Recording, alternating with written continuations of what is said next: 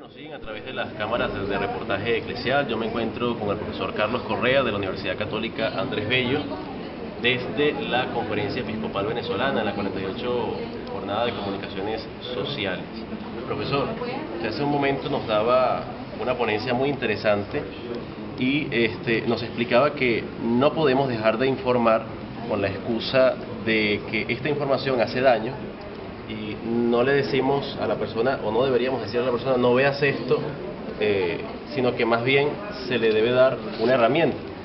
San Juan Pablo II cita en la Veritatis Splendor la Constitución Pastoral sobre la Iglesia en el mundo actual, Gaudium et Spes, y nos dice que una cosa son las verdades y otra el modo en que se formulan, el modo en que se comunican, conservando su mismo sentido y significado.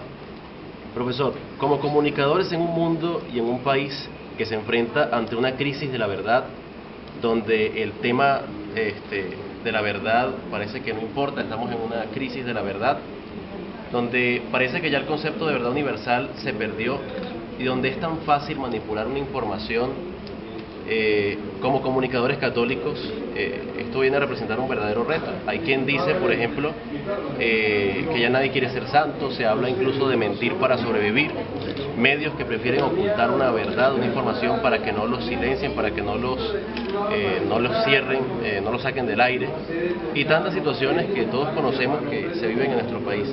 ¿De qué forma se puede formular o comunicar una verdad en una situación donde parece que todo te empuja a decir mentiras, incluso como un método de supervivencia?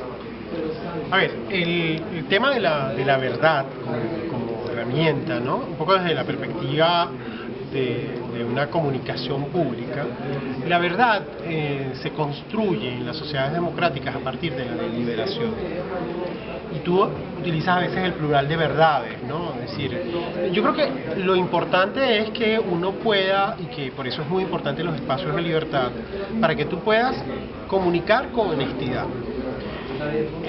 Yo pienso esto de lo que está ocurriendo, esta es mi visión del mundo, esta es mi verdad, y yo la coloco y la expongo en la esfera pública para que se delibere sobre ella.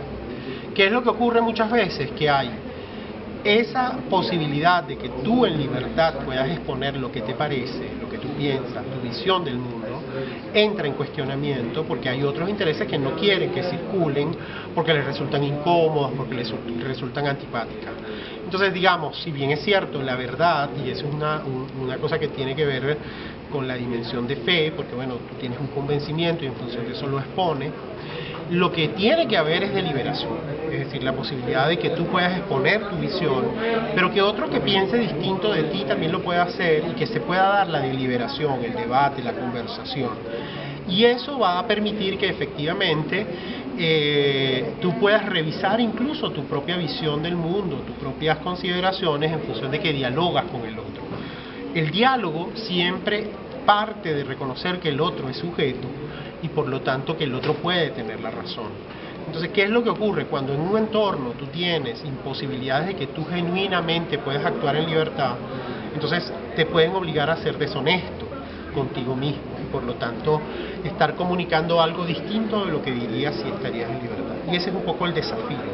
El desafío es que haya la más amplia libertad para que todo aquel responsablemente pueda comunicarse y por lo tanto debatir con el otro y construir entre todos los consensos que necesita una sociedad.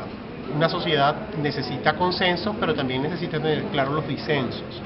Es decir, y eso no significa que yo esté en contra tuya, yo tengo una visión distinta de ti sobre un tema y esas son verdades que pueden coexistir en una vida en democracia. De la misma manera que convive la visión ecuménica. Es decir, el ecumenismo es eso, el ecumenismo son distintas aproximaciones al modo de vivir la experiencia de la fe. Profesor, ¿cómo combatir el tema de los filtros de información que tenemos? Incluso a veces parece que dentro de la misma iglesia nos contaminamos de esto. Bueno, lo que pasa es que, es decir, somos personas que estamos en un contexto histórico, determinado, y todos los días tenemos que reflexionar y hacer conscientes cómo nos comunicamos, cuál es el compromiso que tenemos con nosotros mismos y con el compromiso que tenemos con la comunidad. Y eso muchas veces siempre está en tensión con las estructuras, con las estructuras eclesiales, las estructuras sociales, es decir, eso es un debate de todos los días. Lo importante es que si esa tensión existe en el plano personal y en el plano institucional, va a permitir que se produzcan los cambios, que efectivamente se pueda mejorar las dinámicas de comunicación. Si eso existe, si eso palpita en las instituciones, en el corazón de la gente, va a haber posibilidades, por lo tanto hay esperanza de que efectivamente puedan ocurrir las cosas. Creo que tenemos que acostumbrarnos a vivir con esa tensión y tampoco angustiarnos excesivamente, es decir, hay que tratar de que efectivamente logremos las mejores posibilidades y siendo mejor cada uno, también podemos sumar a que el plural, ¿no?, sea mejor. Es decir, esa combinación entre la reflexión individual, el ser testigo y también ser junto con otros testigos de algo más grande, es lo que debemos hacer todos los días. Y en ese sentido hay que reivindicar valores asociados a la generosidad, a la construcción colectiva, a la participación, que a mi juicio son signos de este tiempo. ¿Y cuál es la importancia de que la Iglesia hoy en día pues esté conectada con todas estas redes sociales? Bueno, yo creo que son nuevas esferas de sociabilidad, nuevas esferas en las que circula información, nuevas esferas en que la gente establece relaciones, y la dimensión de fe es muy importante para la gente. Entonces, creo que hay que... No es solo un problema de forma, no es que vamos a seguir lo que hacíamos antes y lo utilizamos ahora, sino porque un poco lo que está ocurriendo es que están cambiando los modos en que nos relacionamos, la mentalidad. Entonces tenemos que también, el mensaje tiene que ajustarse a eso, y a veces tenemos que retomar cosas y valores que tenemos en la propia historia. No es que vas a inventar algo nuevo, sino hay cosas que tú revisas y que todavía siguen teniendo vigencia, porque en definitiva, a pesar de que hay redes sociales, hay internet, hay toda una dinámica de que al final en cada punto lo que hay es una persona o una multitud de personas. Entonces, si tú sigues hablándole a la persona, vas a tener posibilidades de interconectarte, de comunicarte, de articularte. ¿Y cómo queda esa postura de un periodista católico ante la situación nacional, por ejemplo, de censurarse, de autocensurarse? ¿Cómo cabría el trabajo de un periodista católico? Mira, yo creo que en líneas generales un periodista que vive la fe tiene que ser testigo de ella, y por lo tanto creo que hay dos funciones en las que puede tratar de hacer. Primero, denunciar todo aquello que se opone a la construcción del reino, es decir, todo aquello que de alguna manera fomenta la injusticia, la exclusión, todo aquello que de alguna manera está mal hecho, la corrupción.